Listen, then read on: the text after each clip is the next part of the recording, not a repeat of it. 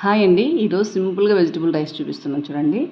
నా దగ్గర rice చేసుకుందామంటే vegetable చాలా తక్కువ ఉన్నాయి. ఒకే క్యారెట్ ఉంది, హాఫ్ క్యాప్సికమ్, కొంచెం కార్న్ ఒకటి కొద్దిగా ఎక్కువగా ఉన్నాయి, కొద్దిగా బఠానీ, ఒక 2 స్పూన్ల బఠానీనే ఉంది.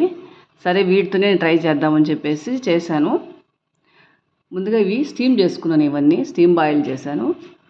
మరి ఆనియను, టమోటా, పచ్చిమిర్చి, కొత్తిమీర, పోపు కోసం కరివేపాకు, కొద్దిగా జీడిపప్పులు, పచ్చిమిర్చి కట్ చేసి పెట్టుకున్నాను.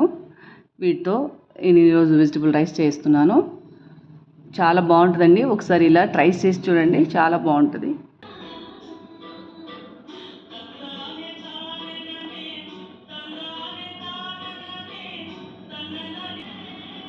తగినంత ఆయిల్ వేసుకొని, జీలకర్ర వేయకుండా ఆవాలు వేయకుండా జీలకర్ర మాత్రమే వేసుకోండి. ఇప్పుడు మనం కట్ చేసి పెట్టుకున్న ఆనియను, పచ్చిమిర్చి, టమోటా, జీడిపప్పులన్నీ ఒకేసారి వేసేస్తున్నానండి. కొంచెం ఇవి మగ్గాలి బాగా.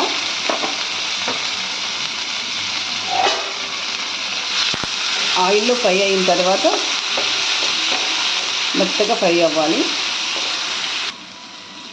కొంచెం బిర్యానీ ఆకు, 2 లవంగాలు, చెక్క ముక్క, ఇదే చాలా ఎక్కువ అవసరం లేదు, ఇవి వేసుకుంటే సరిపోతుంది. కొంచెం అల్లం వెల్లుల్లి పేస్ట్, అడగంటకుండా బాగా ఇలా కలుపుతూనే ఉండాలి. పచ్చివాసన పోయేదాకా వేయించుకుని వెజిటబుల్స్ అన్నీ మనం స్టీమ్ చేసుకున్న వెజిటబుల్స్ కలిపేసి సరిపోతుందండి. ఇప్పుడు స్టీమ్ చేసిన వెజిటబుల్స్ అన్నీ కలిపేసుకుందాము. ఇవి ఆల్రెడీ కుక్ అయి ఉన్నాయి కాబట్టి ఎక్కువసేపు కుక్ అవ్వాల్సిన అవసరం లేదు.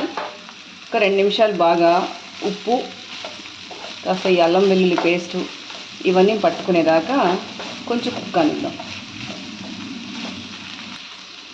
తగినంత ఉప్పు, కొద్దిగా కొత్తిమీర, పుదీనా వేసాను. ఈ పుదీనా కొంచెం ఎక్కువ వేసుకుంటే ఈ ఫ్లేవర్ బాగుంటుందండి రైస్కి. ఇప్పుడు మనం ఉడికించుకున్న అన్నం అంతా వేసేసుకుందాం.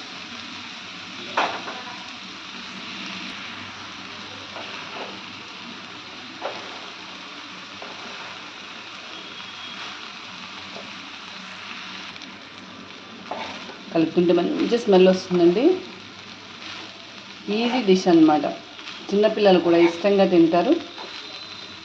నాకైతే ఇలా సింపుల్గా ఉండే వెజిటబుల్ రైస్ అంటే చాలా ఇష్టం. ఎక్కువగా మసాలాలు, హడావుడు లేకోకుండా చాలా సింపుల్గా అయిపోతుంది. చేయడం కూడా చాలా ఈజీ.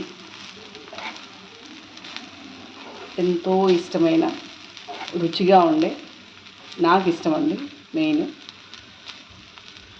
Vegetable rice ready. పైన కొంచెం కొత్తిమీర, పుదీనా వేసేసుకుందాము.